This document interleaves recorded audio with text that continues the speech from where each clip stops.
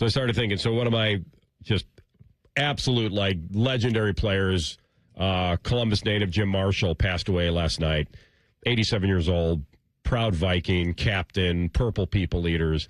I'll tweet out a picture. I went up to the Vikes new stadium years ago, maybe like 6-7 years ago, and there's a picture on the wall, like a mural of all of them, just the big ones. I mean, like Marshall and Larson and Carl Eller, who we've had on Gold Jacket Thursdays, and Alan Page, of course, and just the little kid, childhood heroes, purple people eaters, and that's why I fell in love with them. Scrambling Fran, the whole thing, and never left them my entire life. Didn't grow up in Minnesota.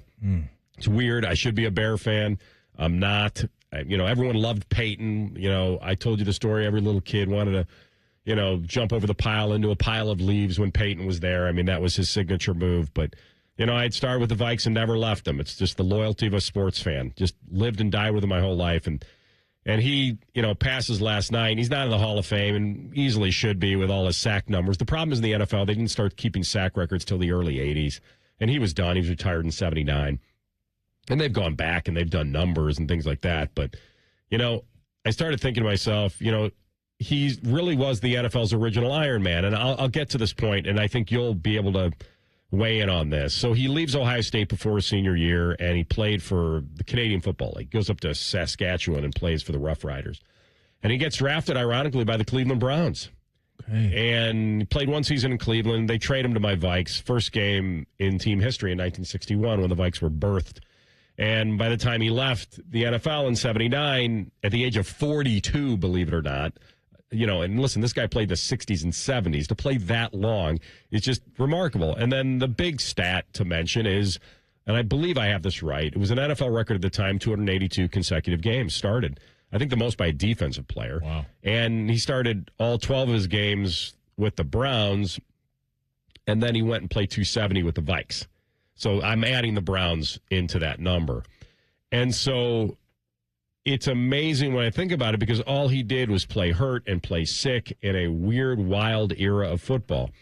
And there's a story, and I don't even know if I have this confirmed, but I've heard it up there that he was cleaning his shotgun one day and accidentally shot himself, like in the stomach, and then played on Sunday. Come on. Like, I'm serious. Obviously it wasn't like to the point where, really? He literally walked out of the hospital and played following pneumonia and a shotgun blast, self-induced. And I'm in here with some tissues and a trash can. Yeah. Like, I'm playing today. Like, this is ridiculous. Well, after that story. Yes, exactly. And the audio that we had from an anchor somewhere, the lady that her water broke on the air. Powering through. You got to power through, AR. You got to get through this thing. That's right. And so while this is nothing like, and it's really my only reason to tell the story is because I wanted to talk about Jim Marshall. And there's another story that after he shot himself, that he was on in Minnesota. He went out with a group of snowmobilers. Have you ever snowmobiled? No. It may be the most fun thing you'll ever do. I think awesome. I would definitely enjoy that, AR, more than skiing or snowboarding because me trying to do those things once in my life was one of the most frustrating nights I've ever had. I was out with some friends. They were like, hey, let's go do this. Let's go ski and snowboard. I was already kind of hesitant in doing that. You know how I am about the cold and all that.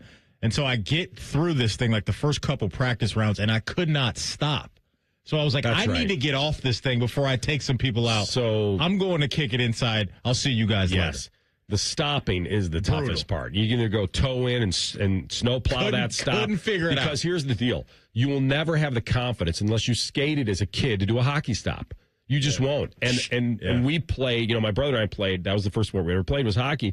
So we knew how to skate and stop. Yeah. But as a beginner, you'd go just snowplow, just tow those things in and just try to slow it down. But it's not great.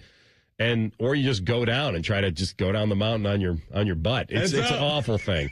I agree with you. It's not really the going up on the chairlift or anything like that. It is definitely the stopping. And so he goes out and so a group of like 16 snowmobilers. And my stepdad took us snowmobiling in Wisconsin. This is kind of funny. As young kids, he'd take us up to the old Playboy Club up in, we didn't obviously go in. We were up in, was the Elkhart Lake or wherever it was. And we would snowmobile, and it was the greatest. And so Jim Marshall was part of this group of 16 snowmobilers that set off from this in Montana, not Minnesota. It was in Montana. And it was supposed to be like a 50-plus mile snow bowling trip to Wyoming, from Montana to Wyoming. And they encountered a blizzard and they got stranded. And one of the people of the 16 died of exposure. They got lost. Their snowmobiles broke down. This is that guy. Shot himself, played with pneumonia. I can't get over this. Lost on a snowmobile. It's like a movie. I don't understand. Shot himself with a shotgun. Yeah, and played.